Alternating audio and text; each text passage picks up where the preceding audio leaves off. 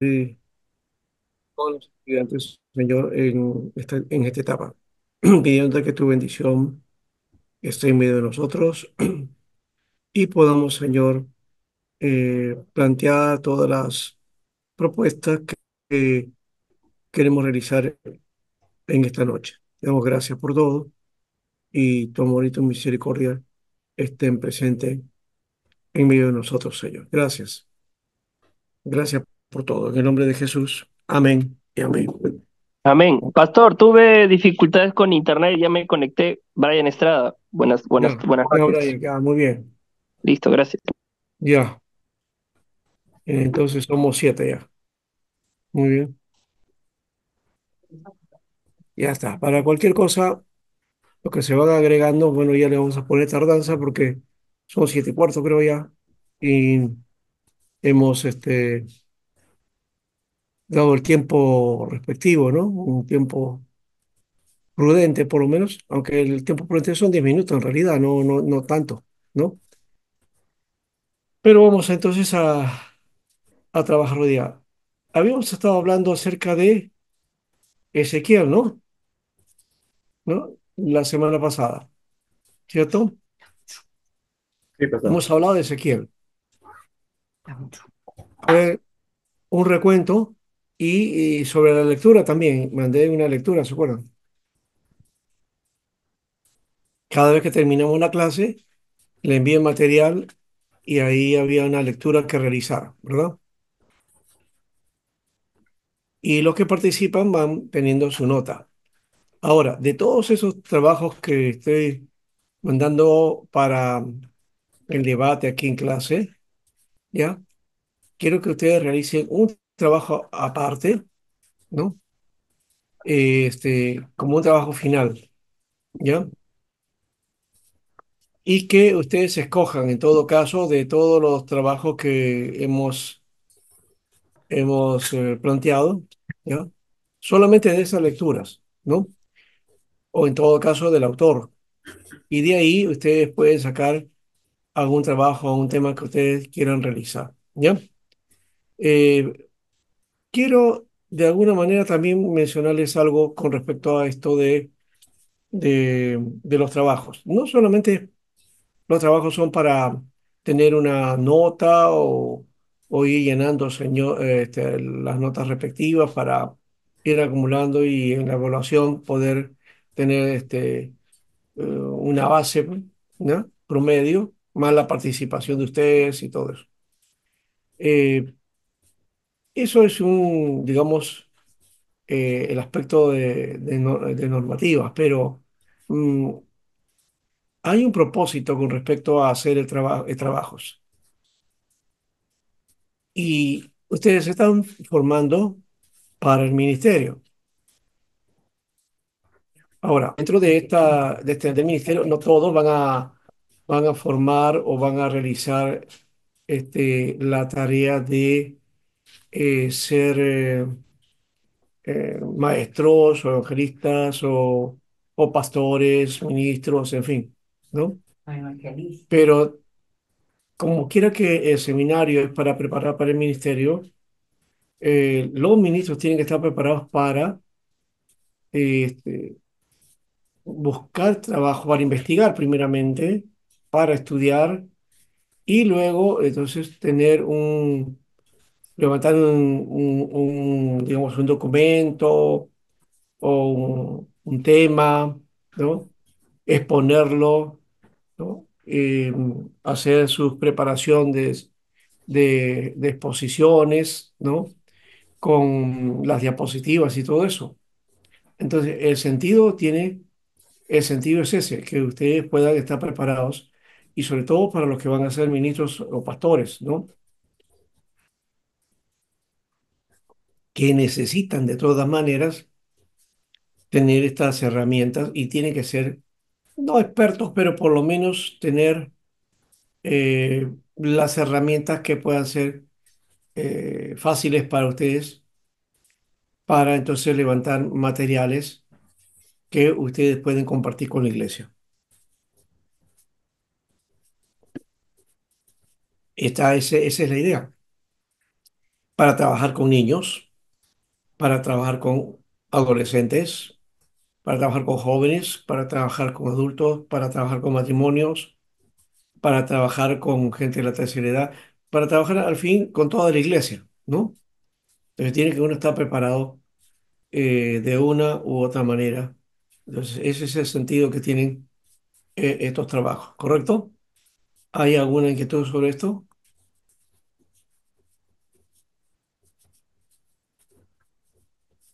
Pastor, pastor, bueno, pastor, disculpe, escogemos, dijo, un propio tema nosotros, ¿no? Personalmente, Sí, sí, o sí, de los libros o materiales que estoy enviándoles a ustedes, Ah, ya, ya, ok, pastor. ¿ya? No va a ser difícil, no creo que sea difícil. Pastor, pero ¿cómo haríamos? O sea, hacemos un documento, un resumen, un análisis, Es un una... análisis de temas, no es resumen, porque no es la idea. Acá hemos estado haciendo, digamos, presentación de resúmenes de lectura, ¿ya? Lo que tienen que hacer es un trabajo, un tema que ustedes mismos tengan por inquietud del material que hemos estado compartiendo, ¿ya?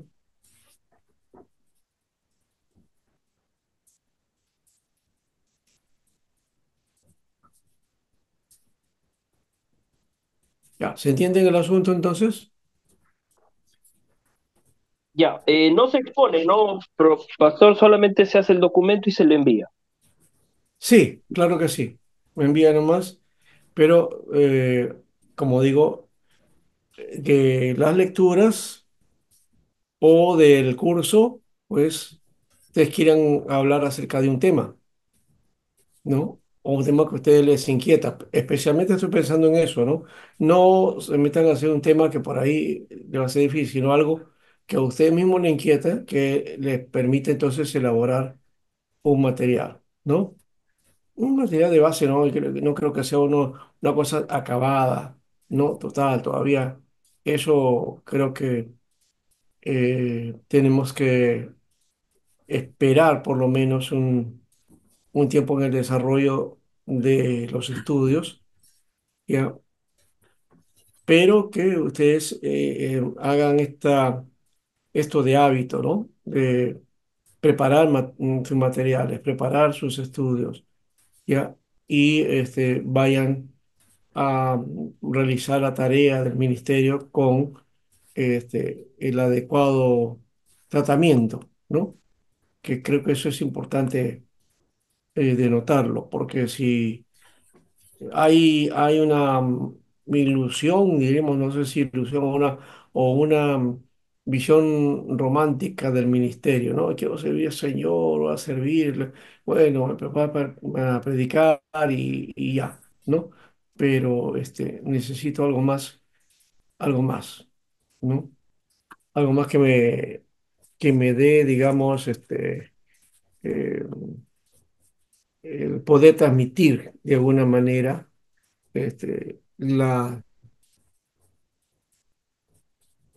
transmitir el conocimiento que he recibido de parte de Dios, ¿no?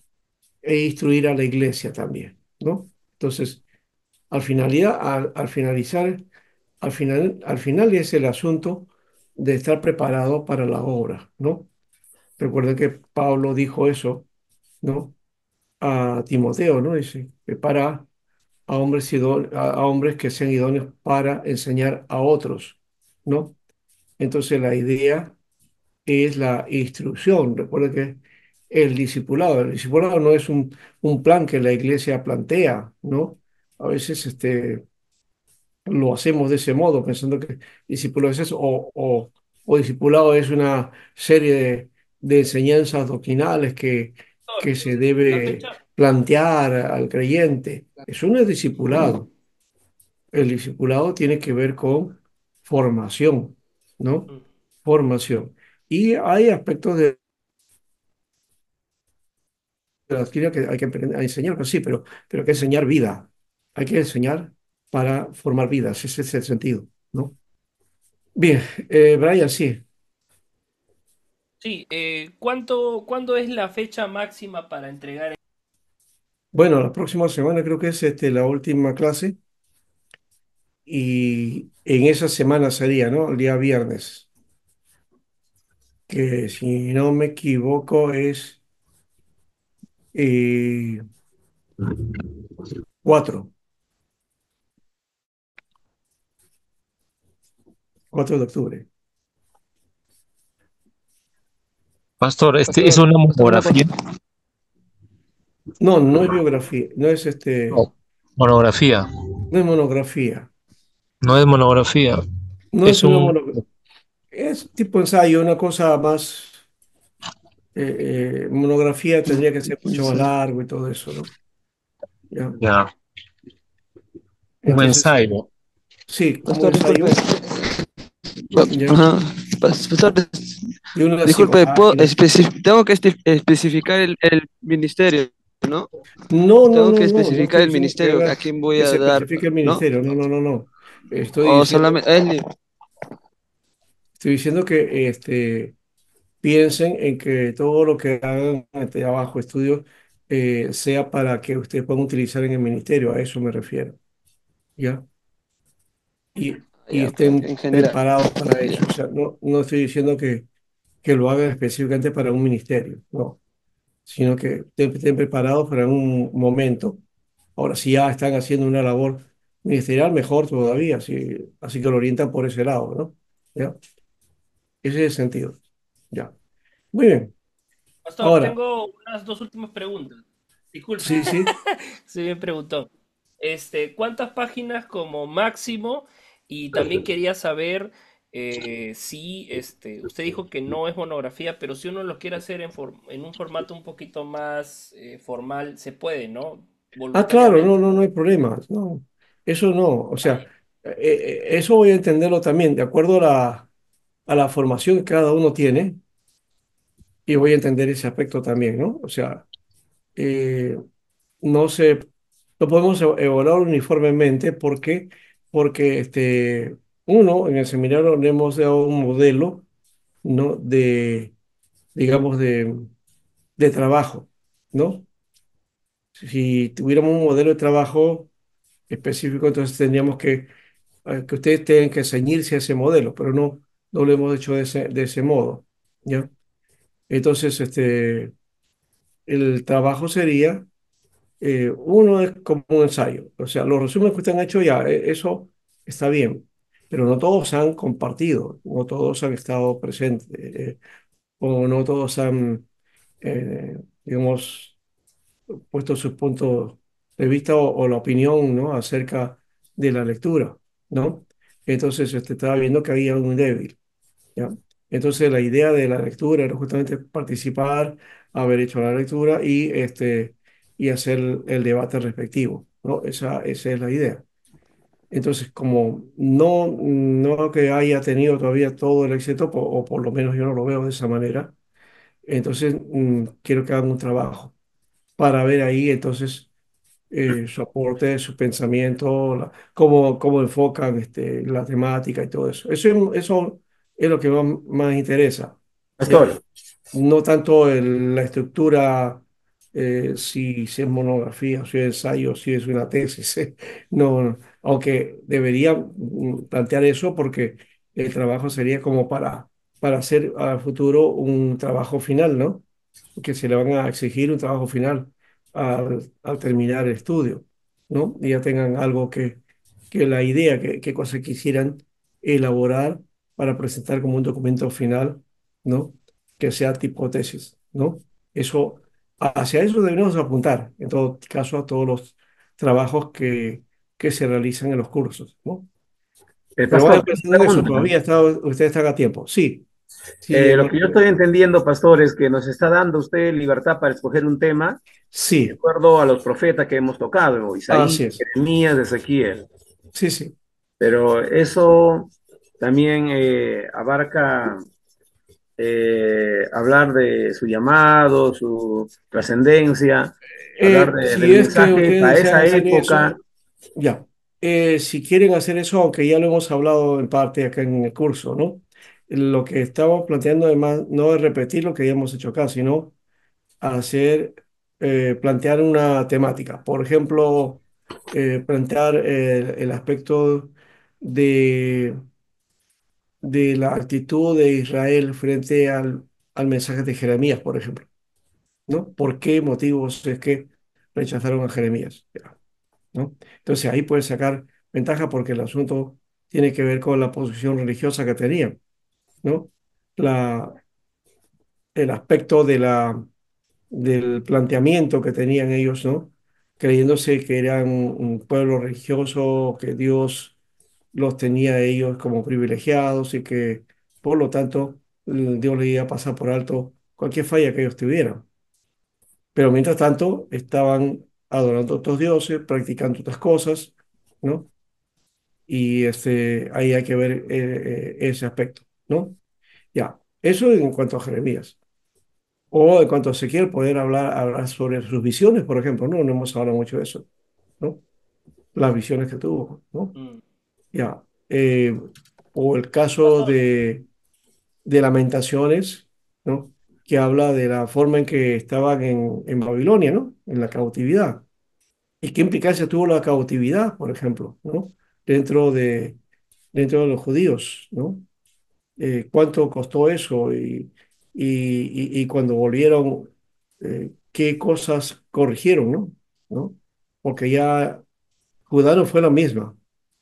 La que fue cautiva, los que volvieron diferentes, ¿no? Hubo una influencia inclusive, ¿no? La influencia persa, algunas costumbres, algunas ideas, concepciones y creencias también, que fueron aplicando al judaísmo que se va a desarrollar y que va a ser el judaísmo del segundo templo, ¿no? El judaísmo del segundo templo. Me gusta esa temática de tomar así eh, esta historia, por ejemplo, ¿no? Tengo acá este folletín que justamente habla acerca de esto. Dice, acá estos son cuadros guías del modelo de la antigua Jerusalén en el tiempo del segundo templo. ¿Ya? En el tiempo del segundo templo. Esa concepción de la historia del segundo templo es lo que se conoce también como historia eh, intertestamentaria, ¿no? ¿No? En realidad se conoce como la historia del segundo templo, ¿no? Y ahí está. Entonces, este solamente es una guía de puras fotos, entonces por eso dice ahí, ¿no? Guías de fotos o cuadros también, ¿no? Cuadros guías del modelo de Jerusalén, ¿no? Con el templo, ¿no? Con algunas historias que cuenta acá, ¿no? Bueno, entonces, esto, por ejemplo, esta es una historia que nos cuenta Ezequiel, por ejemplo, ¿no? ¿No? La vuelta, ¿no? En parte habla acerca de eso, ¿no? ¿No? Muy bien, no sé si estoy complicando el asunto, pero estoy tratando de contar qué temáticas se pueden trabajar, a eso me refiero, ¿no? O en Isaías, sí. por ejemplo, hablar Pastor, sobre el Mesías, por ejemplo, ahí está, sobre el Mesías, ¿no? Pastor, tenemos que decir el tema, le tenemos que decir el tema con anticipación que vamos a dar, o No sé si quisieran hacerlo ahora, no, es que yo ahora los agarro frío en frío, entonces en este momento no, cualquier tema que salte no sería. Puede ser que para la próxima semana pueden hacerlo o podemos interactuar en vía chat, ¿no? Ahí puede ser, ¿ya? Y entonces usted dice, "Ah, profesor, voy a tocar tal tema, ¿me parece? ¿Qué le parece? Ya, entonces, ya. No, no hay un mínimo ni máximo de hojas, no hay, no.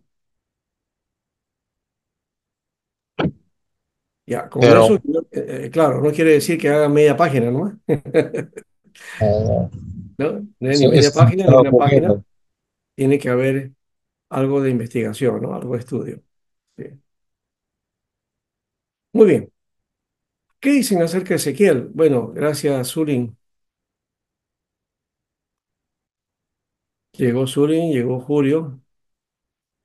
Ya nos hemos integrado, ya vamos. A ver, ya somos 9, creo.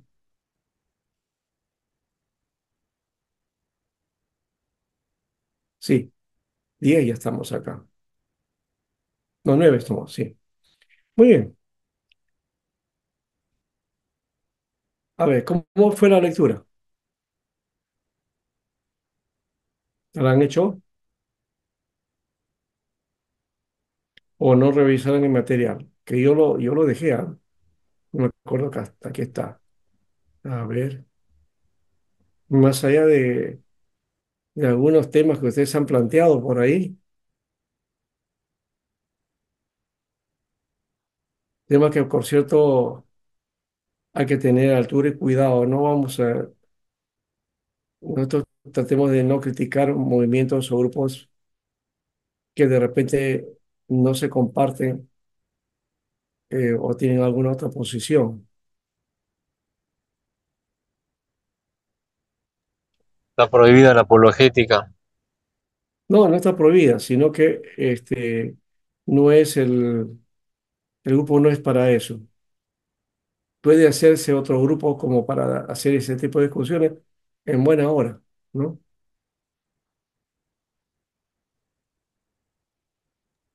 ¿Qué, pastor? Muy bien. A ver, sí. Pastor, el trabajo solamente se va a presentar escrito, no se va a Sí, exponer. no, ese no se va a exponer. Ah, ya, solo escrito nada más, ¿no? Ese es escrito, no, no. Eso no se Ah, ok. expone. Ya, ok, pastor.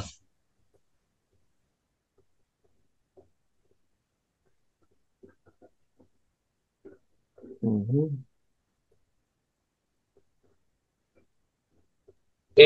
Estoy viajando todavía, pastor, para mi resumen de lectura. De un momento todavía lo voy a dar. Ya. Entonces, ¿qué le parece? ¿Lo podemos hacer después? ¿Por la mitad? ¿O al final? No sé. Sí, pues Claro, está sí. bien, está bien. Bueno, Para avanzar. ¿Ya? Ustedes por aquí han escrito tanto que no sé, yo mandé un material, me acuerdo, y, y no lo veo. Acá está, ¿ves? Es lectura, página 13 al 42 de Saboca Gaetano, el libro de Ezequiel. Ahí está. Solamente tenían que leer la página 13 al 42, ¿no? No es mucho. No estamos pidiendo mucha lectura. Ustedes saben que en algunos seminarios mínimo de lectura son 100 páginas. De una semana a otra te mandan lectura de un libro de 200, 300, 400 páginas. ¿Mm? Entonces no estamos acostumbrando a hacer lecturas muy grandes. Uno, porque no lo van a hacer. Si por 20 o 30 páginas no lo hacen, menos lo van a hacer por 200, ¿no? O 100, menos todavía. Entonces, por favor, no se olviden que eso es parte de la formación. Cuando ya ustedes estén fuera y estén en el ministerio, ahí se van a ahogar y después van a estar. ¿Por qué no aproveché el tiempo? No, entonces ahora ya no hay.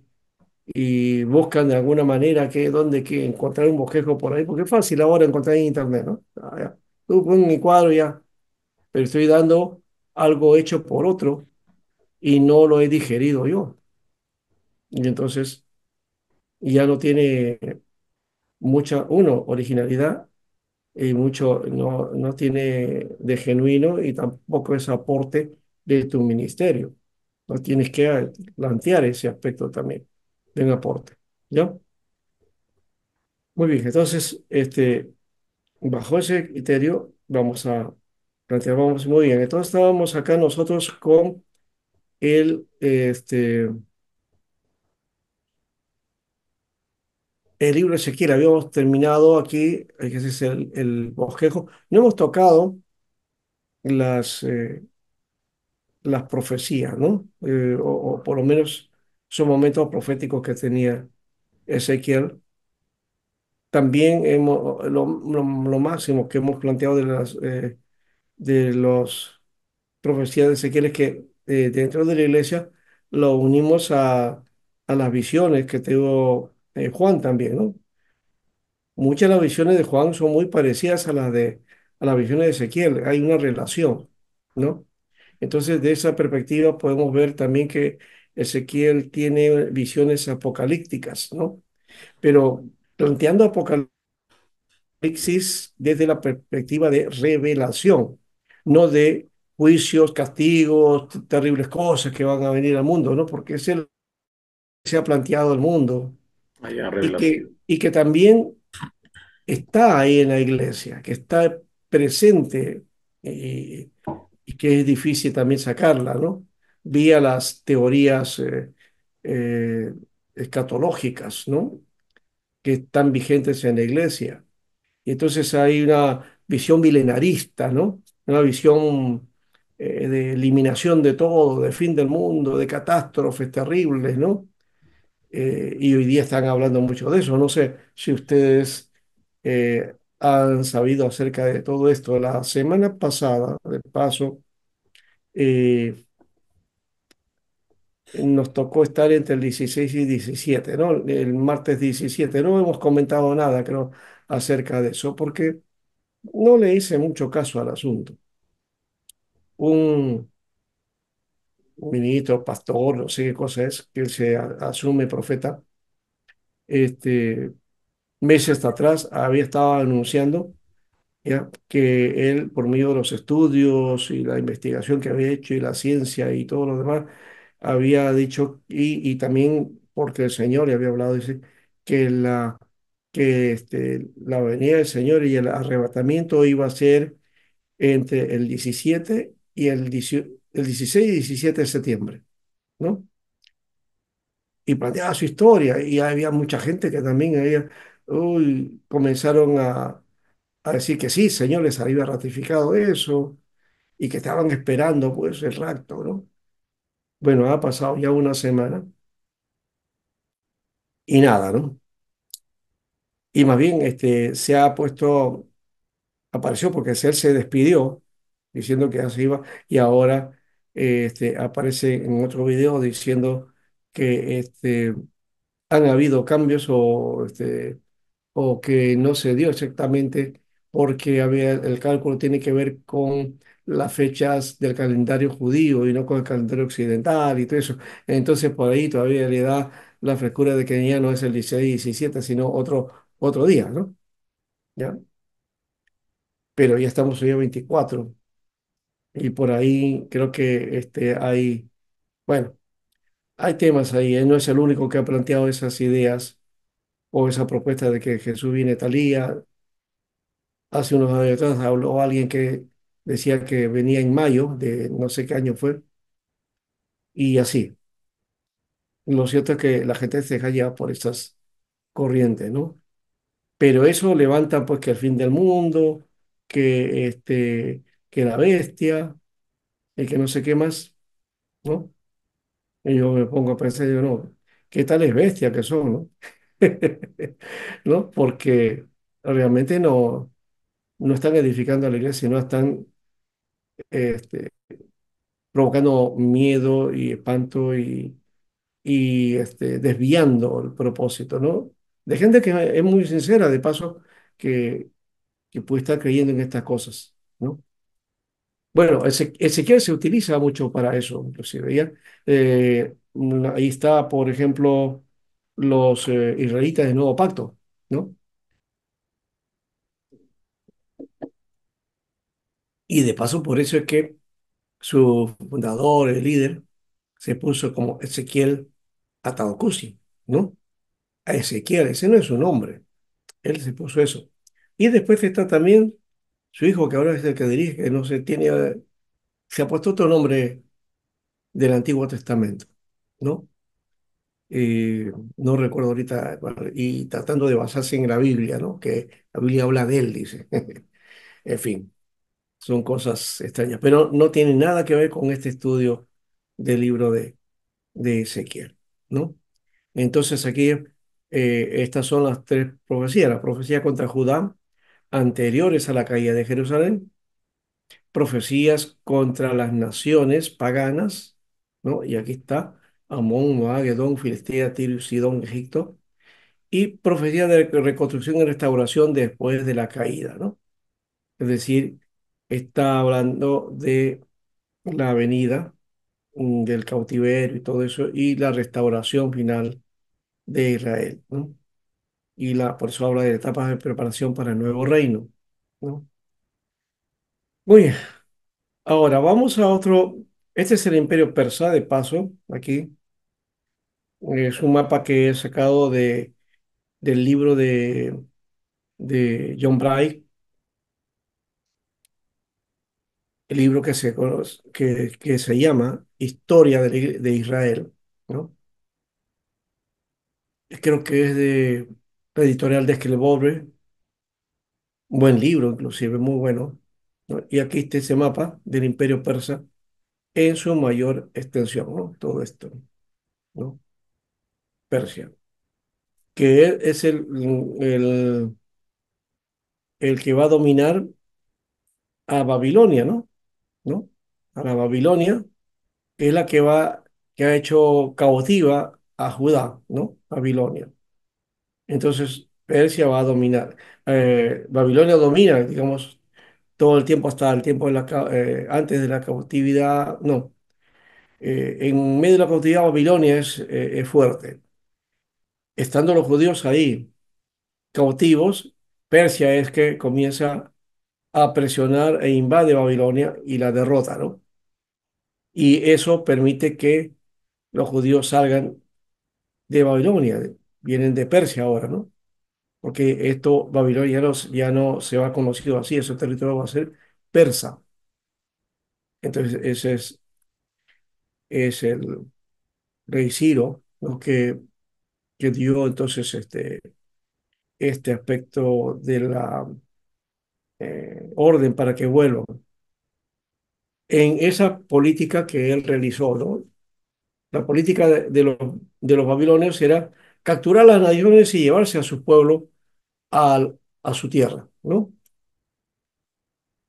Pero los persas tuvieron otra política, especialmente con las naciones o pueblos que habían apoyado, ¿no? Habían apoyado a los persas frente a la lucha contra los babilonios. A ellos entonces les daba la orden de poder volver a su tierra, ¿no? En ese contexto es que Judá regresa, ¿no? Para su territorio, ¿no? Ahora, el libro de Daniel es, por otro lado, este libro que nosotros podemos tomarlo como anterior a Ezequiel, ¿no? En el sentido de la historia que comenta acá, ¿no?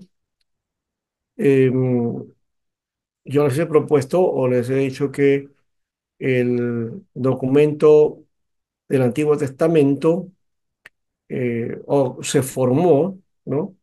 en el, en el tiempo del interperiodo, ¿no? Daniel viene de esa etapa, como libro, como documento.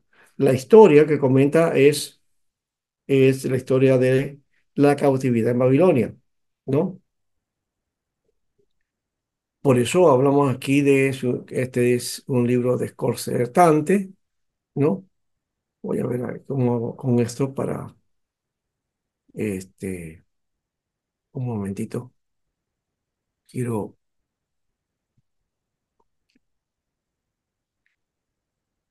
Daniel comenta la historia de cómo están en Babilonia, ¿no? Y son jóvenes judíos capacitados, muy inteligentes, sabios, que el rey de Babilonia escoge, ¿no? De paso, no fueron los únicos. A veces tratamos de destacar a Daniel con sus amigos como si fueran los únicos sabios que había, ¿no? No, no fueron los únicos sabios, ¿no? Este, hubo, la gente que fue cautiva a Babilonia no fueron gente así, digamos, fueron gente destacada, fue gente de formación, ¿no? Que le fuera útiles a los babilonios, ¿no? No, no llevaron gente sin capacidad, ¿no? Esos se quedaron en Judá y ahí quedaron, ¿no? Pero estaba hablando de lo mejorcito, lo mejor se lo llevaron, ¿no? Eh, Eso quiere decir que el rey Babilonia entonces sabía qué es lo que estaba realizando, ¿no? Estaba tratando de contar con los mejores cuadros, ¿no? Para el desarrollo de la nación, ¿no? ¿No? Para hacer que Babilonia todavía pues tenga su hegemonía, ¿no? Y por eso lo puso a Daniel y a sus amigos en el palacio, ¿no?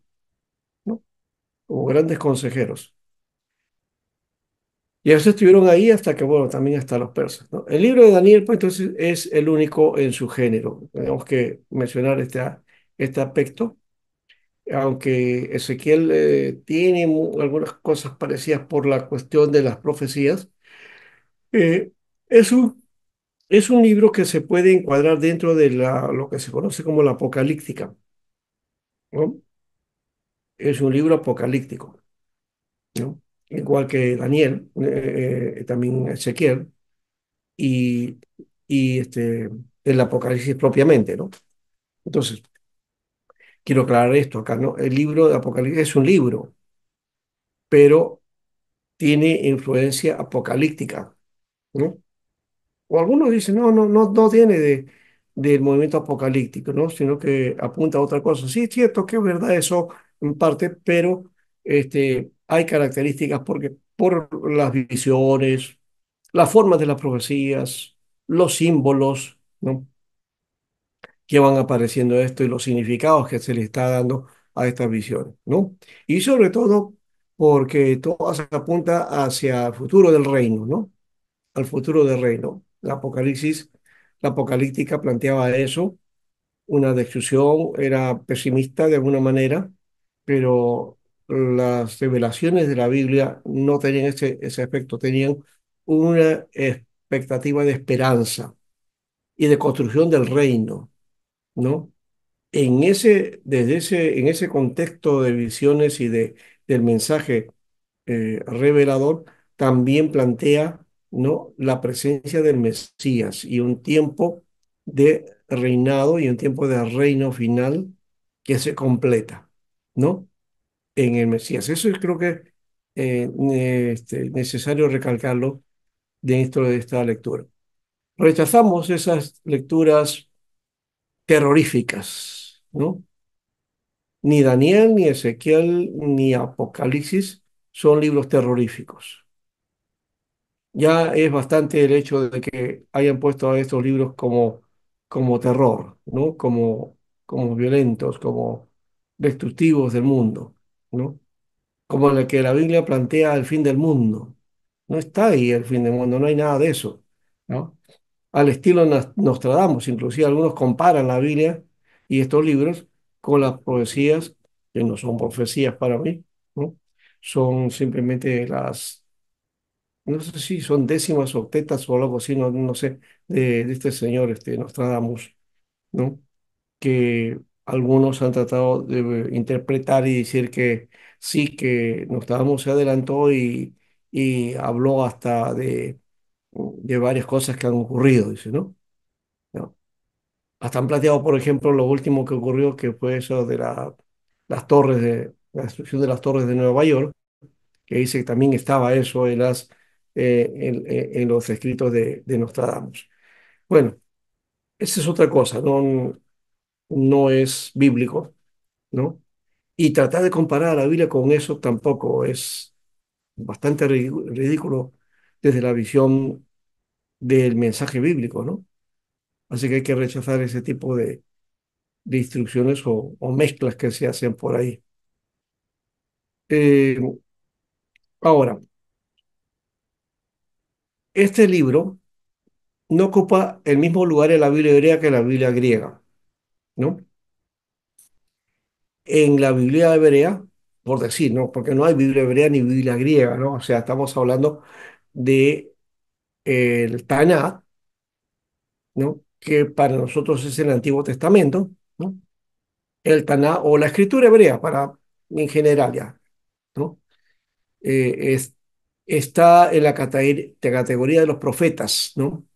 Está ahí Isaías, Jeremías, Ezequiel y los 12, ¿no? No, no está ahí, sino está entre los escritos, es decir, entre lo que se conoce como los escritos, es el Ketubín. Detrás de los Salmos, Job, Proverbios, los 5 rollos, y antes de Edras, Nehemías y Crónicas. Es decir, Daniel está en la tercera sección de los libros del Taná, ¿no? El Taná ya sabes que tiene Torá, Nevi'im, Ketubín. O sea, Torá, la ley, luego el Ketubín, profetas, ¿no? Y eh, perdón, Nevi'im, profetas, y Ketubín, escritos, ¿no? Muy bien, entonces, ley, Torá, profetas, Nevi'im y escritos, Ketubín. Entonces, en la Septuaginta, Daniel está dentro de los profetas, es decir, dentro de los Nevi'im. Como también está en nuestra Biblia, ¿no? Nuestra Biblia también está dentro de los profetas, ¿no? De los profetas mayores. Pero en la Biblia hebrea o en el texto hebreo está entre los escritos, en el Ketubín. Como estaba mencionado ahí, ¿no? Está dentro de los Salmos, Job, Proverbios, los rollos y antes de ellas, Nehemías y Crónicas. Eh, Está como en la sección de los históricos dentro de los escritos.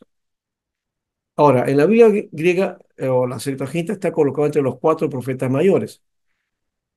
Se observa esto una apreciación secundaria de su género literario, ligada a la de su fecha de composición, que hay que calcular en función de su contenido interno. Por esto se estudia dentro de los profetas mayores o con Apocalipsis por el género que lo marca, ¿no? Ya dijimos cuál es el género que lo marca, la apocalíptica. El profeta Daniel comenzó su misión del año tercero del reinado de Joaquín, rey de Judá, cuando Nabucodonosor era rey de Babilonia. ¿Se acuerdan que estábamos hablando de Nabucodonosor el otro día, ¿no? Y de la ópera esa de Nabucco, bueno, que es una ilustración, ¿no? De ese tiempo y de Israel en Babilonia, ¿no? La obra Nabucco, ¿no? Muy bien. Se apoderó de Jerusalén, en Babilonia, se llevó los utensilios litúrgicos del templo para agregarlos al tesoro del templo de sus dioses y deportó a Babilonia al rey judío y a mucha de su gente, ¿no? Es decir, los deportó, ¿no? Los llevó cautivos. Le llaman deportación y también se le llama cautividad, ¿no? Son dos formas de expresar este acto de Nabucodonosor, el rey de Babilonia, ¿no? Ujú.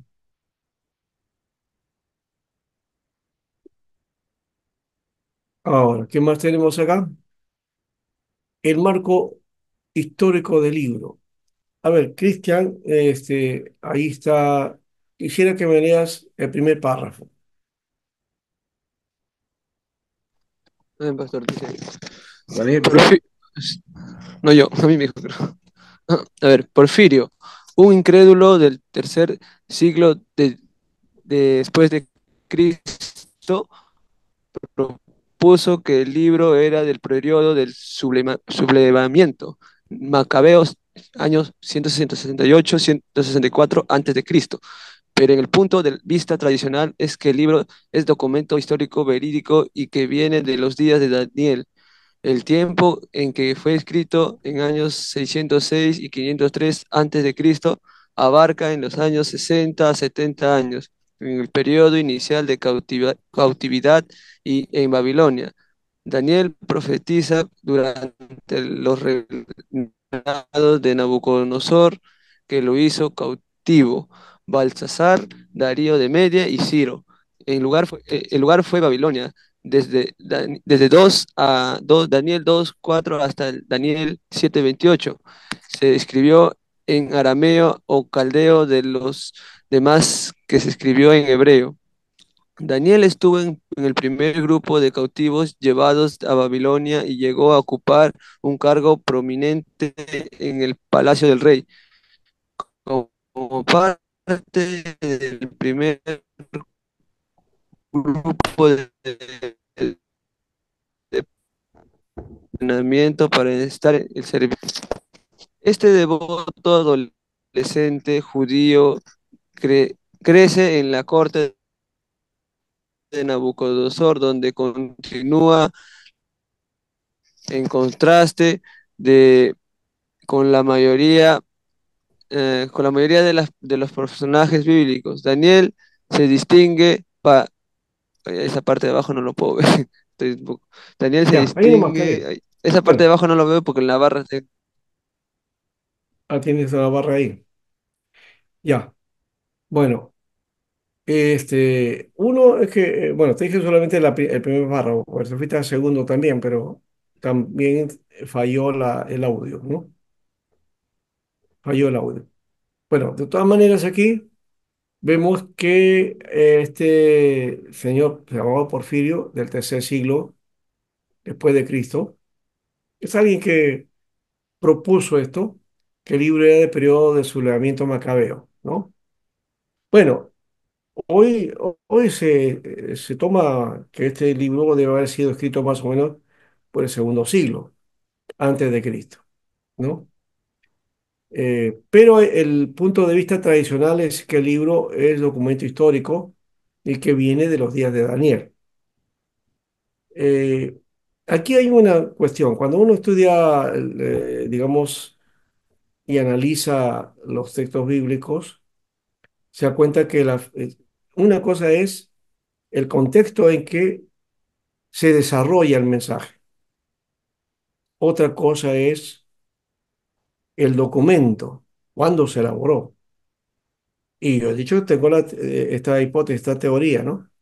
Que en la mayoría de casos, ¿no? Todas las historias que hay de los pueblos siempre se escriben posteriormente a los hechos, nunca se escribe al momento, ¿no? Entonces, también puede ser un documento histórico, sí, y sí lo es, pero no significa que porque es documento histórico está escrito al mismo tiempo en que ocurrieron las cosas. No hay en ninguna parte del mundo evidencia de que se haya encontrado un documento que, que narre historias, ¿no? Se están dando en el mismo momento. Siempre las historias se escriben posterior a los hechos, siempre, ¿ya? Entonces creo que eso, uno puede decir, no, pero es la Biblia. No, es que el asunto no está por ese lado, porque la Biblia fue hecha como cualquier otra literatura, se desarrolló como cualquier literatura, que tiene carácter revelador, que tiene carácter de inspirador, sí, que es otra cosa, ¿ya? Entonces, pero de todas maneras ahí están, hay teorías, la teoría tradicional y la de los biblistas que hoy plantean que este documento de Daniel no corresponde al tiempo de Daniel, sino posterior a Daniel, pero escribe acerca de Daniel, ¿no? Eso no le da menos valor, vuelvo a repetir, porque a veces los tradicionalistas dicen, no, pero ¿cómo es posible? Estamos entonces, quitándole el sentido, digamos, inspirador de la Biblia, ¿no? No tiene nada que ver con eso. O sea, no nos compliquemos con la inspiración y con la revelación cuando no está en juego ese aspecto, ¿no? El problema es que muchos no quieren considerar a la Biblia como literatura. Y si tú lo consideras como literatura, estás diciendo que estás quitándole el sentido de valor inspirador o sagrado. No, el hecho que sea sagrado no quiere decir que tenga una carácter especial en el sentido de su construcción también o de su, digamos, su formación, ¿no? Ha pasado como cualquier otro documento ya hace en cuanto a su formación en cuanto a su edición. El hecho es que viene de Dios, eso sí, ya. Y hay que tomar en cuenta también esto, ¿no? La Biblia es un documento, ¿no? Divino humano, divino humano. O sea, Dios es el que planteó, pero intervienen los hombres también. Y Dios no anula a los hombres. Algunos creen que la inspiración es esto, ¿no? Que agarra, de pronto el Espíritu Santo tomó y comenzaron a escribir, como si fuera autómata, ¿no? ¿No? Y esa no es la forma. Sí es forma, esa forma sí existe, ¿ya? En los esotéricos y entre los que están en prácticas mistéricas, ¿no? Y espiritistas, donde un espíritu los toma y comienzan a escribir, ¿no? Y ellos no son conscientes de lo que están escribiendo en ese momento. Así no es. Los escritores de la Biblia, los que intervinieron en la escritura, fueron conscientes de todo lo que estaban escribiendo. Ahora, por otro lado, no fueron conscientes de que eso que estaban escribiendo era palabra de Dios. Eso es posterior.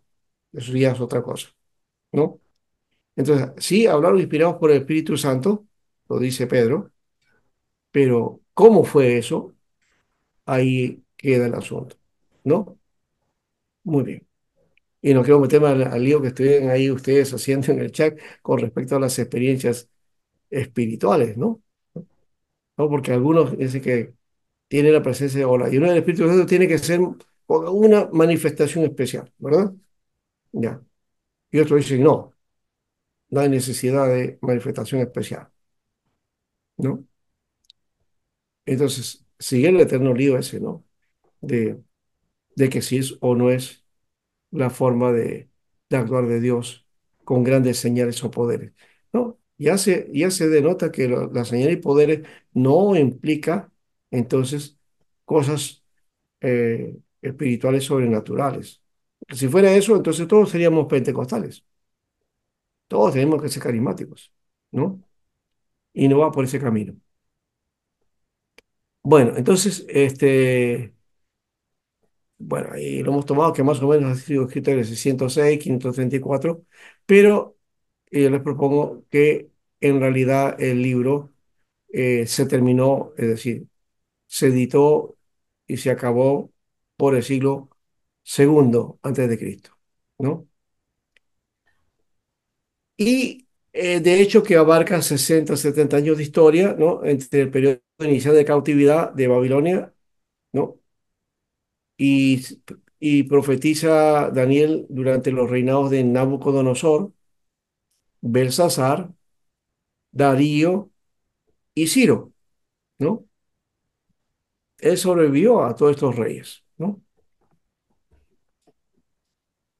La historia está en Babilonia, sí, eso no hay problema, ¿no? Ahora, desde el 2.4 hasta el 7.28 se escribió en arameo o caleo. Lo demás se escribió en hebreo.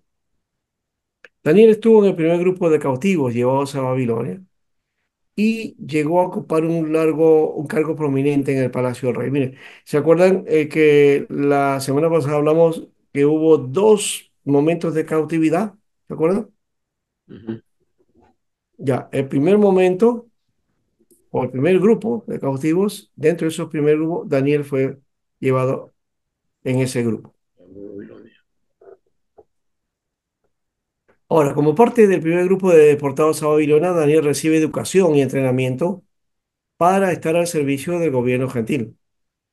Le habían visto la capacidad, le habían visto que ahí había material, ¿no? ¿No? Entonces, por eso lo preparan a Daniel y a sus amigos, ¿no? Para que sirvan al rey. Ahora, este devoto adolescente judío crece en la corte de Nabucodonosor, ¿no? Salió joven, ¿no? Fue llevado joven. Entonces, creció en la corte de Nabucodonosor, donde continúa exhortando a que tanto judíos como gentiles confíen en Dios. Esa era su línea, ¿no? ¿No? Su enfoque de vida, ¿no? La meta. Y en contraste con la mayoría de los personajes bíblicos, Daniel se distingue porque no se ha escrito nada negativo sobre él. Eso sí llama poderosamente la atención, ¿no? Porque la mayoría de personajes bíblicos, la mayoría, no todos, pero la mayoría, eh, la Biblia no esconde los errores, fallas y pecados que han tenido. Más bien los saca a la luz, ¿no? Díganme a ver alguno que no haya fallado a Dios dentro de estos hombres, a ver, o que hayan expresado alguna falla o un error. ¿Mm?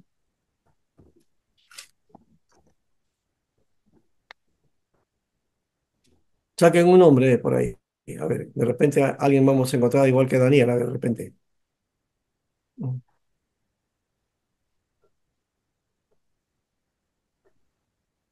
Moisés, por ejemplo.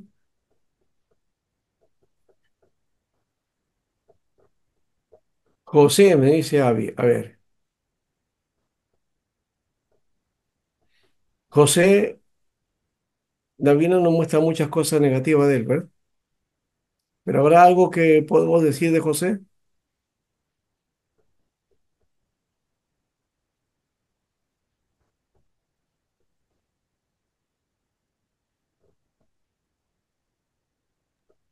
No recuerdo mucho, profesor. Creo que más bien él fue como víctima, Sí, pero no. exactamente que fue víctima, pero hay una cosa que él hacía también, ¿no?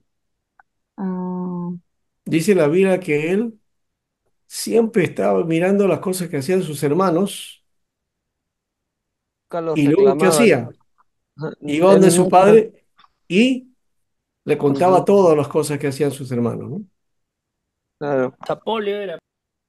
Ah, esa fue. Y- eso pero no es, dice pastor, eso es pecado. A Lo ganó, lo Coseta. ganó. Lo ganó Magali. No digo que Mm, no mencionar eso, ¿no? Pero de hecho que él iba con todas las historias y les contaba todo lo malo que hacían sus hermanos, ¿no? No sé decir que él era un cuentista o te daba la información ahí. Y él siempre se presentaba como bueno, ¿no? Entonces eso también no lo muestra la Biblia como malo, pero no es tan bueno que digamos eso también, ¿no? ¿No? Imagínate tú que ves algo malo de un hermano y vas y lo acusas a la iglesia, ¿no? Y ¿No? queda como bueno. Y quedas tú como bueno, dice, ¿no? Es que yo soy espiritual. Ya. No, hermano, hay ese comportamiento, de paso, lo viste en muchos hermanos, acusando a otros hermanos que lo han visto a tal hermano por aquí, han visto allá, y van con chismes, ¿no? El chisme. Bueno, Denunciar el pecado es bueno, pastor. El chisme sí es bueno. denunciar el pecado sí, pero también con el cuidado debido, ¿no? Porque con eso de denunciar el pecado se meten chismes. Yo sé muy bien lo que digo porque lo he vivido en la iglesia, como acusan hermano de cosas que no son, ¿no? Pastor, Sí, en el caso de José tiene otra tónica, no es que él como lo han dicho la intervención de mis hermanos, no es eso. Sí, Ni claro, tampoco era que el pecado hay que denunciarlo, venga de donde venga. claro, no, ya sé, pero que hay que Lógicamente, hacerlo con pero el cuidado el debido chisme es también, otra ¿no? cosa. Sí, El chisme es otra cosa. sí, sí, sí, pero Entonces, los hermanos lo tomaron así, bueno, y eso provocó el odio y el rencor de sus hermanos también, ¿no?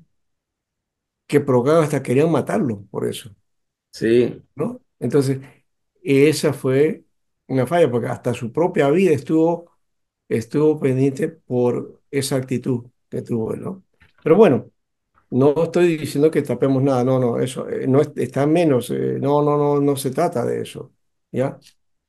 Pero nadie puede ser acusado de su hermano sin evidencia, porque tú dices, no, sí, pero yo estaba viendo el pecado del hermano, pero tú ves, por ejemplo, un hermano que está de repente en un restaurante, ¿no? Ya no vamos a decir en un bar, ¿no? En un restaurante. Y de pronto en la mesa ahí hay un montón de cerveza, licor y todo eso. Y pasas tú y ves al hermano ahí. Y dices, wow, el hermano tal está tomando. Yo lo he visto. Hasta le puedes tomar foto inclusive, ¿no? Míralo, está, ahí están las... Y lo ¿no? subes al Facebook. Era así. Pero de Ah, repente el hermano no estaba tomando ahí, ¿no? O estaba de paso, o se encontró con unos amigos, o qué sé yo. O lo O estaba estaba... acompañando nomás, pues, claro. Uno no sabe, pero ya tú le das la evidencia que ya estaba en pecado, ¿no? Tenías que haber estado presente en el acto mismo, en todos los detalles, para darte cuenta si eso es verdad o no, ¿verdad? Bueno, hay que diferencia y diferencia, porque una cosa es decir pecado y otra cosa es la evidencia, si claramente de un pecado, si no, no, ¿no? Bueno, vamos, dejamos eso a un lado. Daniel, en todo caso, sí, fue un joven que demostró, ¿no? Así, y ser intachable de alguna manera. Mostró integridad, como también José, ahí hay que reconocerlo, José fue íntegro, ¿no? Pero pocos fueron los que fueron íntegros, ¿no? Por ejemplo, David no fue íntegro, ¿no? Saúl no contemos ni siquiera, ¿no? ¿No? Después, si hablamos acerca de Noé, también, pues el hombre falló, ¿no? ¿No? Eh, Los tres Abraham, amigos de Daniel. Abraham, por ejemplo, ¿no? Ah, Abraham, usaba muchas mentiras, ¿no? Jacob era un truán, ¿no? Eh, Moisés se enojó también, ¿no? En un momento, en una reacción, no quiso hacer lo que Dios dijo y ¡pac! Hizo todo lo que no debió hacer, ¿no? En fin, a Daniel no se le ve, por lo menos no hay ninguna muestra en ese aspecto. Bueno, seguimos entonces con el asunto. Aquí hay algunos anacronismos y estos anacronismos nos hacen ver que el tiempo de la escritura es posterior por eso. De hecho, los anacronismos abundan en los relatos. ¿Qué es un anacronismo? ¿Mm?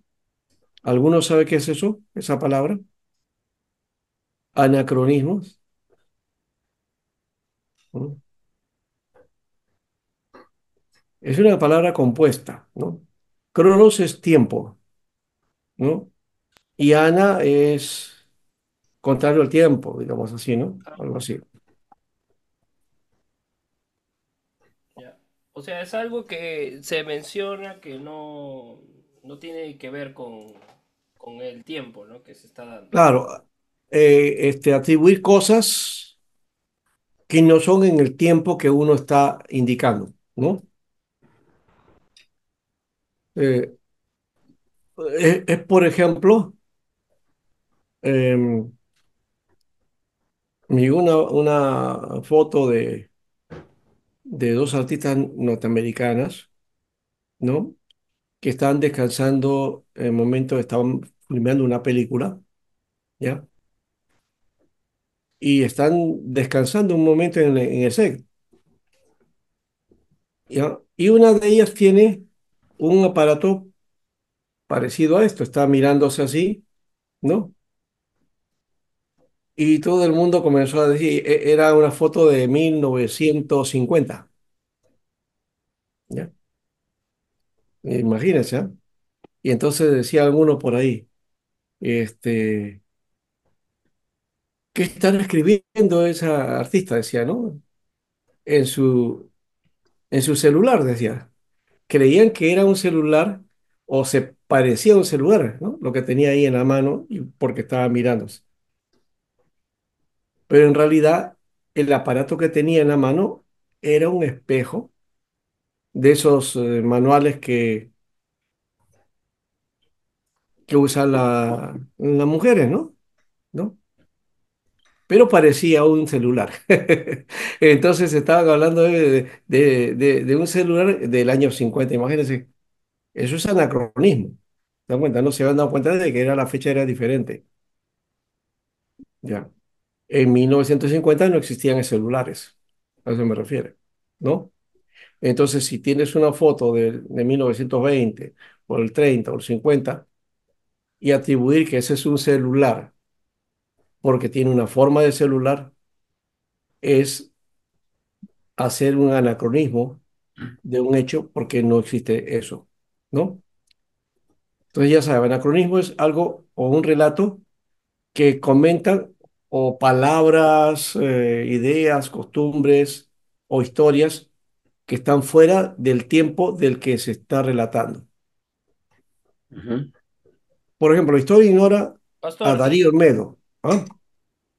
Situado antes de Ciro el pastor, persa. ¿Sí? y la historia del rey de Tiro, que hay como ahí una mención al Edén, ¿eso es un anacronismo? Eso, bueno, eso es otra cosa, eso es interpretación que hacemos nosotros, pero el texto no está hablando acerca de una cuestión espiritual, está hablando del rey Ciro, pues, ¿no? ¿Ya? O en el caso del otro, del rey de, ¿cuál era? Eso que se refiere a Satanás, o se interpreta que es Satanás, de que eh, Tiro y Sidón. Tiro, ¿no? Ahí está, el rey de Tiro, ¿no? Pero no está hablando de Satanás. Ahí, nosotros le hemos sacado eso porque por unos detalles, el lucero de la mañana y todo lo demás. Y no nos damos cuenta, por ejemplo, que si dice que el lucero de la mañana. En la Biblia, en segunda de Pedro, menciona esa frase, lucero de la mañana, pero con referencia al Mesías, a Jesús. Entonces, no, eso queda en una interpretación, ¿no? Especialmente dentro del mundo evangélico tradicionalista, eso queda así. Bueno, bueno, esto no tiene importancia en los relatos didácticos, que tienen un alcance distinto de la relación histórico-real.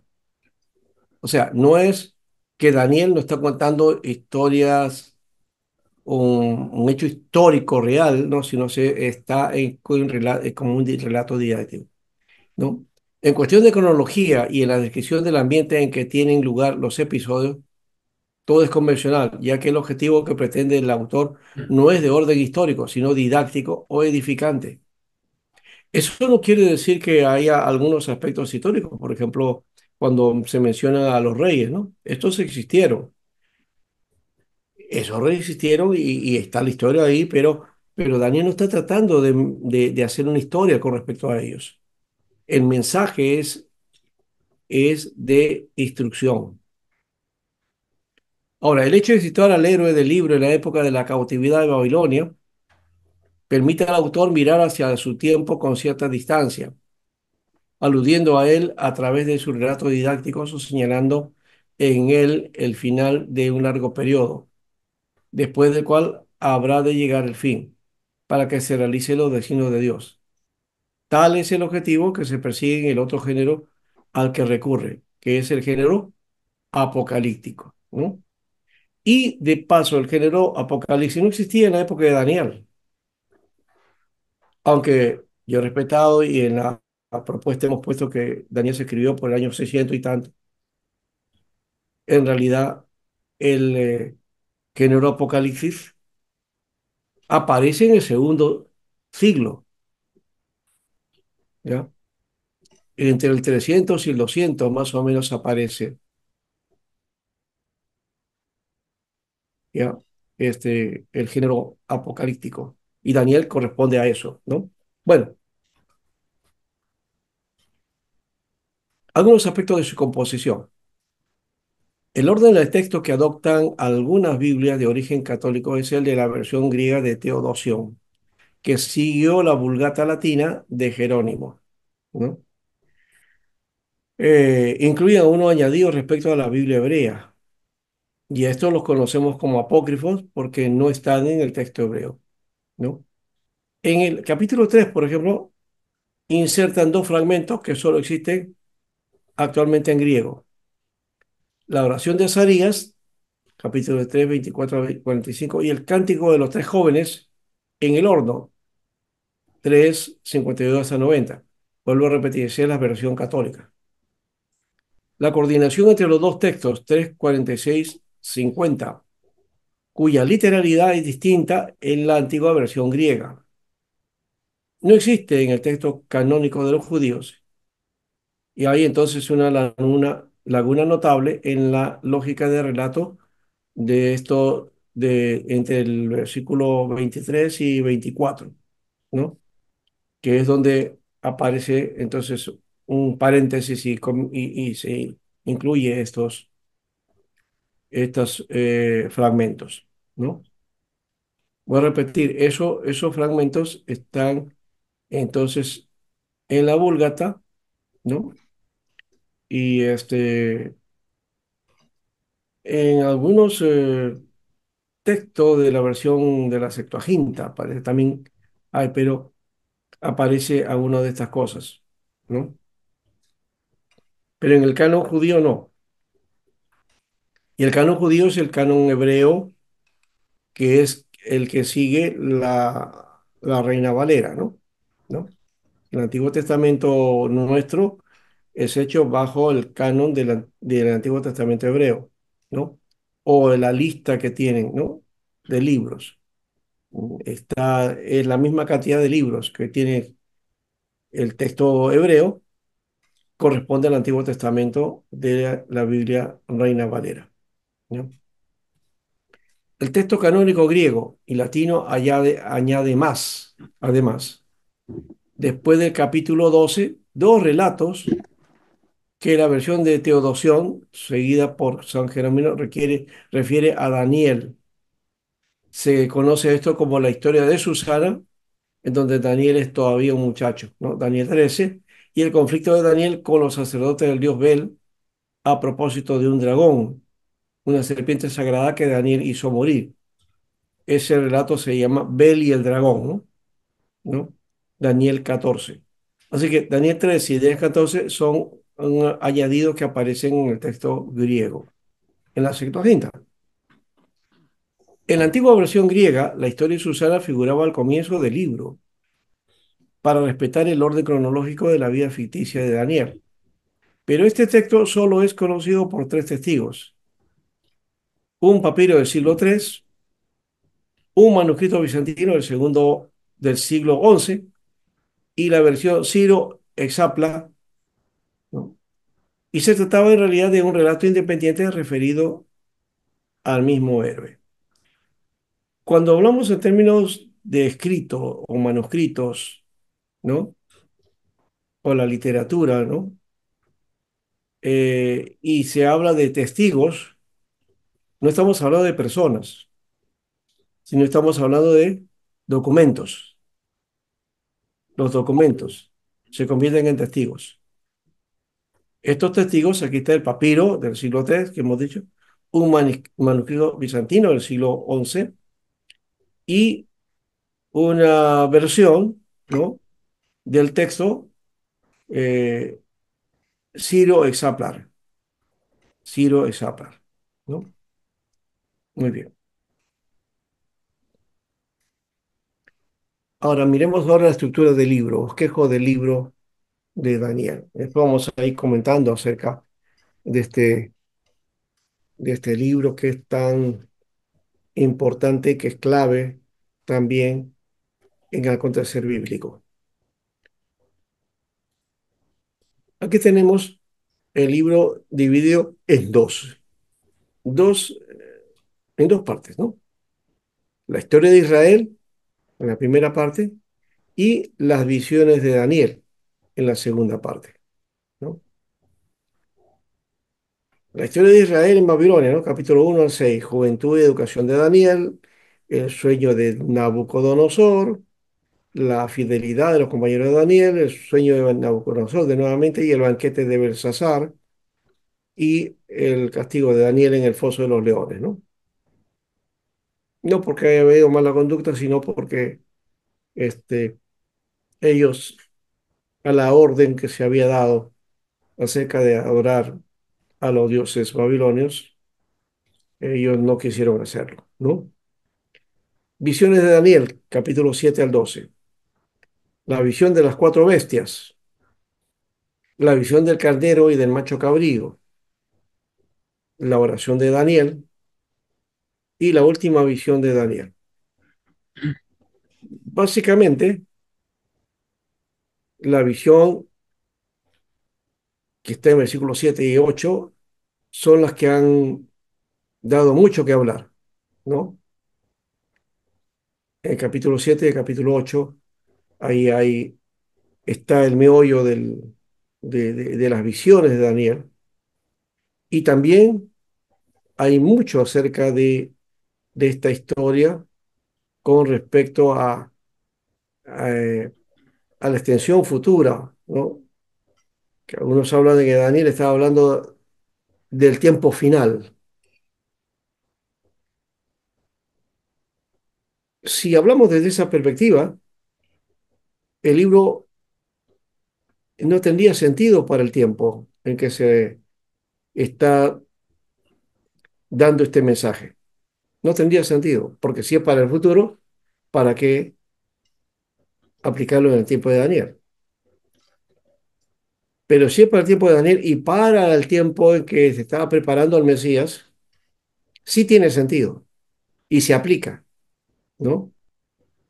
Así que hay que tener esa perspectiva también cuando hablamos acerca de Daniel y todo el mensaje que nos habla de un mensaje universal, ¿no? Y un mensaje digamos, de consecuencias universales, ¿no? Que sale de Israel, pero que va hacia todo el mundo, ¿no? Muy bien. Esto es en cuanto a la parte de Daniel. A ver, quisiéramos más bien ver si hay algo que comentar sobre esto. A ver, en la segunda parte seguro que vamos a trabajar mucho más acerca de este aspecto con Daniel. A ver, pero quiero participación de ustedes ahora sí.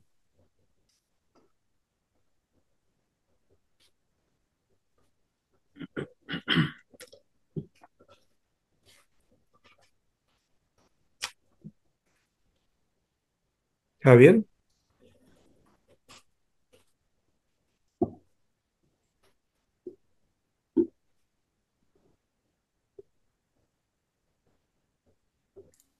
Bueno, Yo tenía una pregunta, pastor. ya, Brian, a ver, Una sí. pregunta.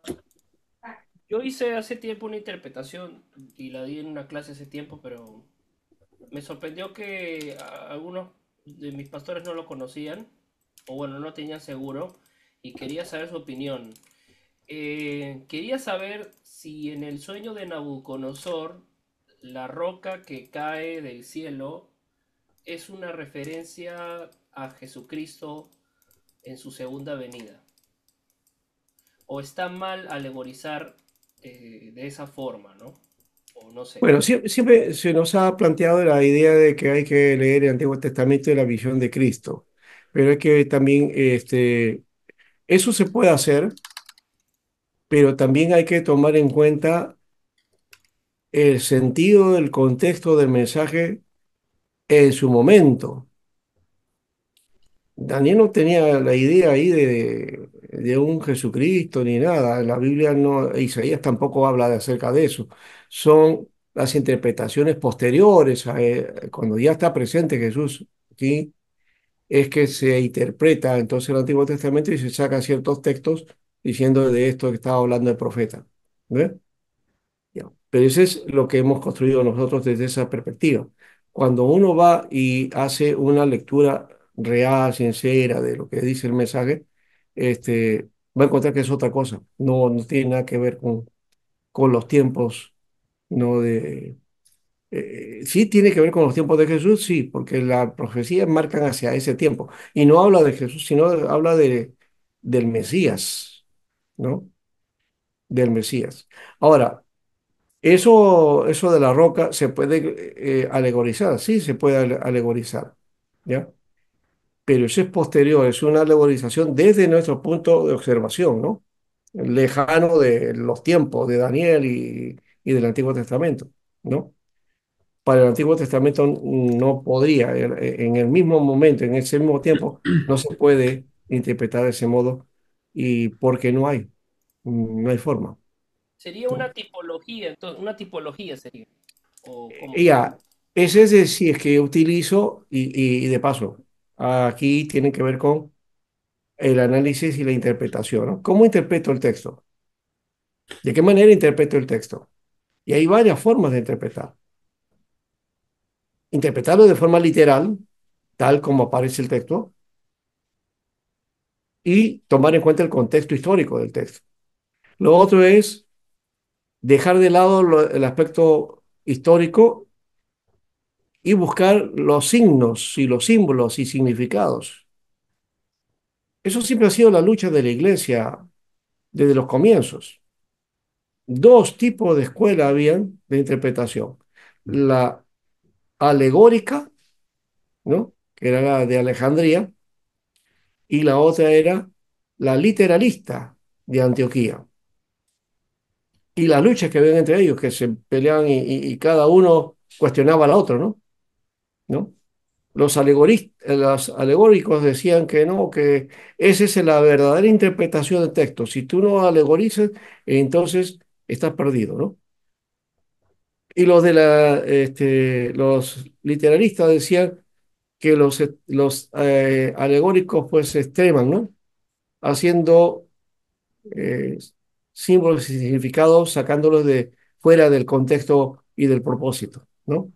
Entonces ahí hay que ver qué cosa aplicar, porque los dos métodos valen. ¿Cuándo aplico lo literal y cuándo aplico lo simbólico? Y dentro de la hermenéutica y dentro de las figuras, digamos, de interpretación, aparecen las alegorías, pues, ¿no? ¿Ya? Y entonces los libros de corte apocalíptico, proféticos, siempre se alegorizan. Y ahí tenemos el error porque alegorizamos tanto que a veces le hacemos decir a la Biblia lo que la Biblia no dice, ¿no? Por ejemplo, ese aspecto del Apocalipsis del sello de la bestia, el 666, ¿no? Que se ha convertido en todo un mito, ¿no? El 666, el número de la bestia. Dice.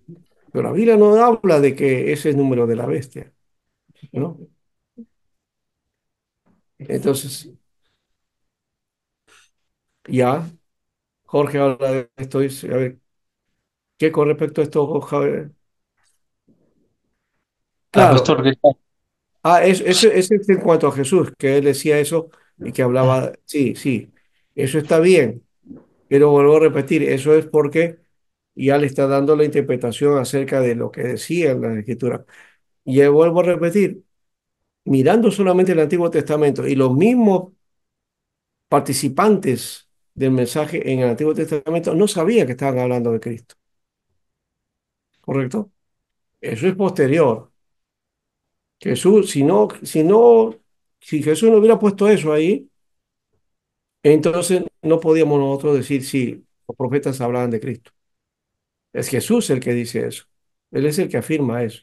Y los discípulos, los apóstoles, comienzan a interpretar el texto del Antiguo Testamento de esa perspectiva, ¿no? Entonces sacan. y por eso hay pasajes mesiánicos, decimos nosotros, ¿no? ¿No? Por ese motivo. ¿Ya? Pero hay otros que también extremamos y que no necesariamente son mesiánicos. Por ejemplo, este dato del 666 que dice que es la marca de la bestia y que va a ser el futuro, ¿no? Y que algunos dijeron que era la vacuna, ¿no? Tantas veces, tantas tonterías han dicho de la vacuna, el chip, este, este, los signos de barra, ¿no? Los Los códigos de Bitcoin, barra, ¿qué más? los Bitcoin. La libreta electoral de antigua, ¿no? Los documentos de números, todo eso, ¿no? ¿Ya? Entonces dice, no, no, no, no, no, eso es el número de la bestia. No, no tiene que ver con eso, que el chico, ya. Un pastor amigo mío decía, todo el mundo estaba, "Ay, el chic", pero ya no se dan cuenta que todos están marcados, ya, dice. ¿Y por qué decía que estaban marcados? Porque todos tienen un celular. Y con un celular, con esto ya tú tienes, ya saben quién eres tú, ¿verdad? El chip de Movistar, claro. Te vas ahí, buscas algo ahí, una cosa en internet, porque al momento te vienen avisos publicitarios de aquello que tú has estado buscando, sea educativo, sea de deporte, sea de venta, de algo, siempre te viene ahí. Y te dice, oye, pero ¿por qué viene eso? Me está llegando a mí porque, ¿no? Porque ahí lo has buscado, ¿no?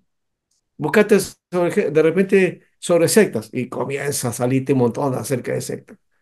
Hablas acerca de qué cosa, del Apocalipsis o la segunda venida, te viene todo eso, ¿no? Bien, entonces el 666 era un código que se conocía solamente en el primer siglo.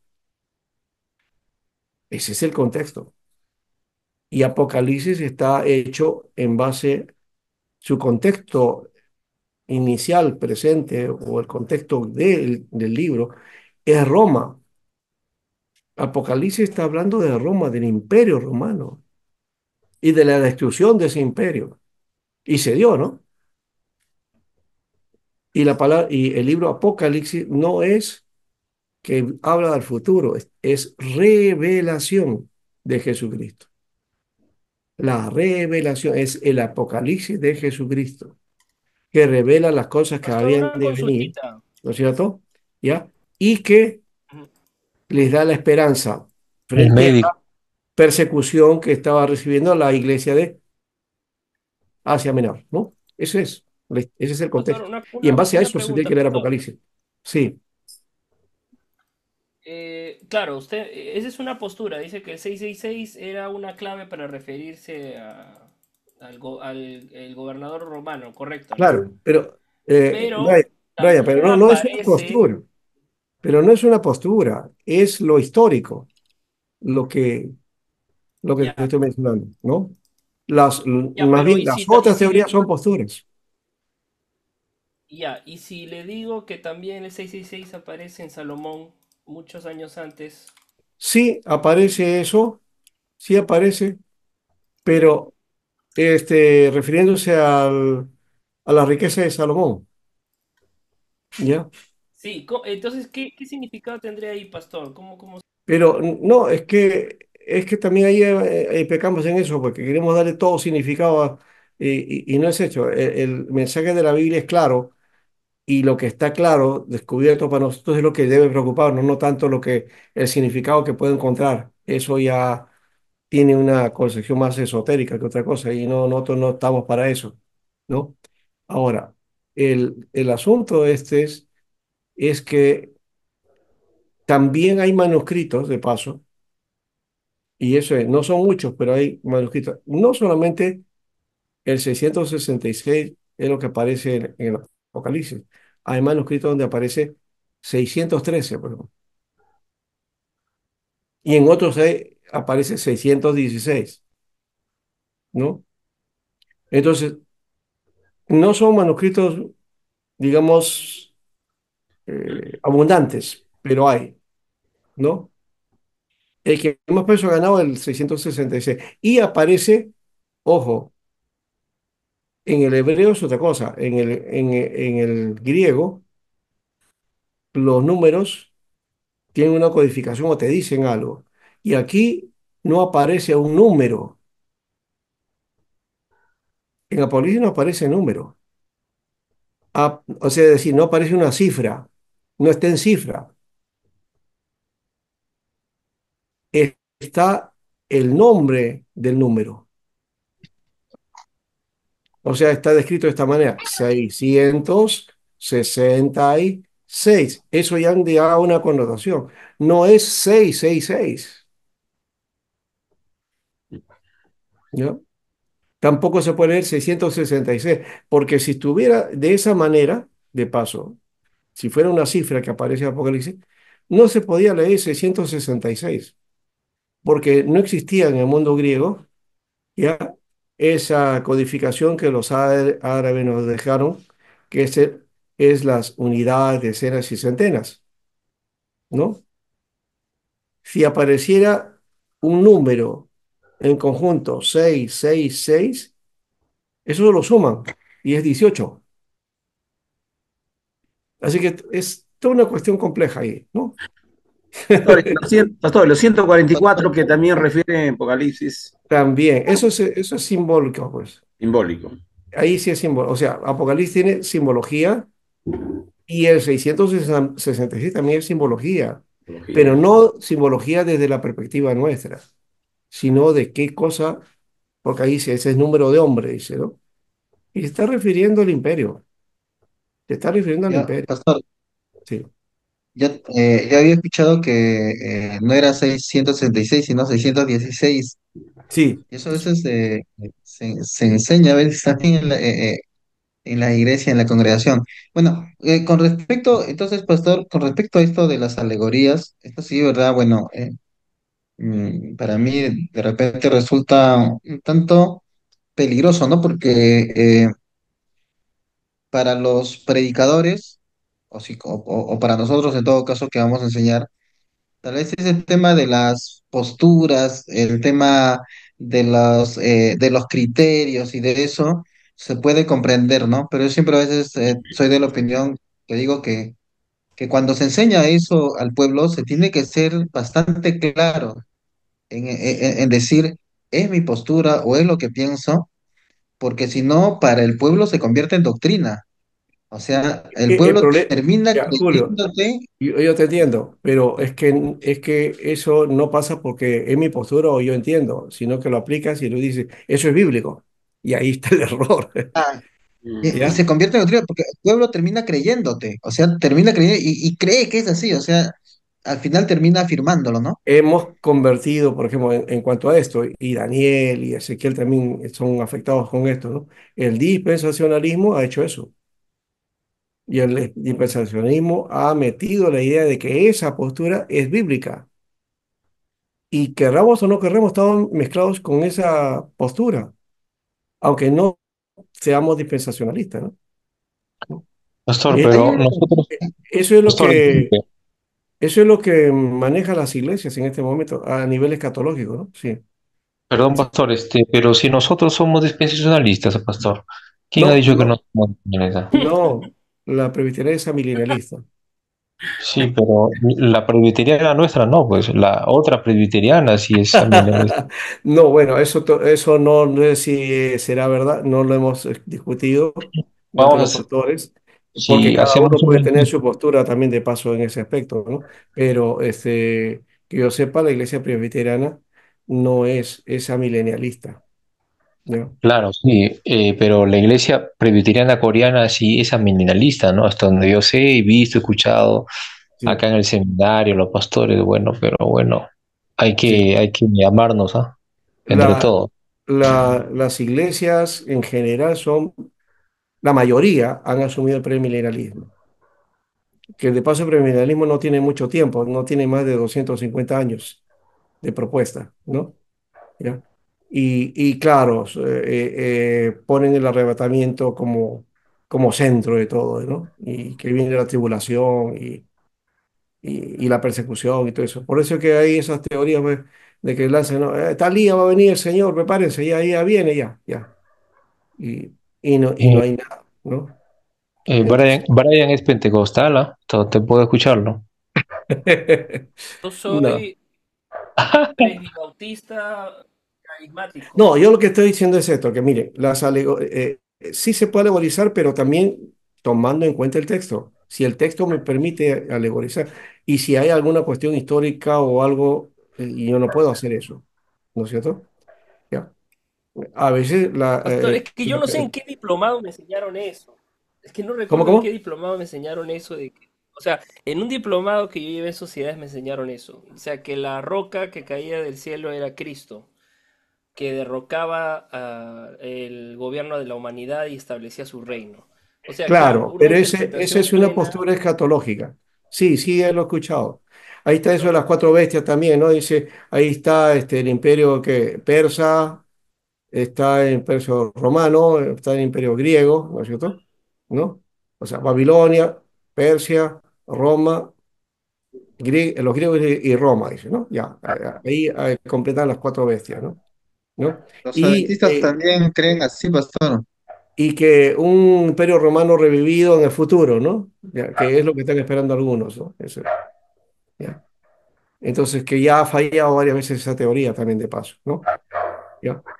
Y otros cuando hablan acerca de esto, si no son los cuatro la división de cuatro en el caso de los griegos, dice, ¿no? Ya, que el imperio griego se dividió en cuatro, dice, ¿no? Aparecieron eh, eh, Egipto, ¿no? Siria, y los otros dos no recuerdo ahorita, ¿no? Pero se dividió en cuatro, dice. Pero en la historia uno se da cuenta, en la historia, no es que Roma se divide en cuatro por los generales, ¿no? De Alejandro. En realidad fueron 10 generales que se pelearon durante 20 años el dominio del imperio griego y que después se fue dividiendo en partes, ¿no? ¿No? Entonces ahí salen los Ptolomeos y salen los Seleucidas, ¿no? Que son los que van a tener fuerza o dominio en Israel, ¿no? O van a afectar a Israel de alguna manera, cada uno en su turno, ¿no? En su tiempo, ¿ya? Entonces, Daniel llega a contar algo de esta historia porque habla de de la profanación del templo. Y algunos por eso hablan de que Macabeos puede ser que haya sido la época de Macabeos, porque ahí ocurrió la profanación del templo, ¿no? En el 70 también hubo profanación del templo. Ha habido dos profanaciones, ¿ya? Y la fecha de los 70 días que dicen, o 70 años, ya, que también es una cuestión de gráficos otra vez, y ya, apuntan hacia la presencia de Jesús en la época del sacrificio de Jesús. De eso sí está hablando Daniel. Si aplicas eso, yo tengo un libro que aparece acerca de eso también, que no tiene la clásica historia de que esos en las 70 semanas es al fin, se ha trasladado al final, ¿no? ¿Mm? Y no cuadra dentro de la visión profética mesiánica, eso, ¿no? En fin, dejemos ahí ese aspecto. Vamos a tener un descanso, ¿le parece? ¿Ya? Después volvemos. Y volvemos con fuerza. A ver si lanzamos estas teorías con Se, más, estos se argumentos con más estaba peso. Sí, se Jorge. estaba poniendo bueno, se estaba poniendo bueno, pastora, y los Sí, cortos. sí, sí, por eso lo digo. Para un Me iban a poco, cruzar. es como cuando termina el primer round, ¿no? O el segundo, tercero, ya, ahora muy bien, a descansar y después volvemos, ¿ya? Para darle con fuerza. Muy bien.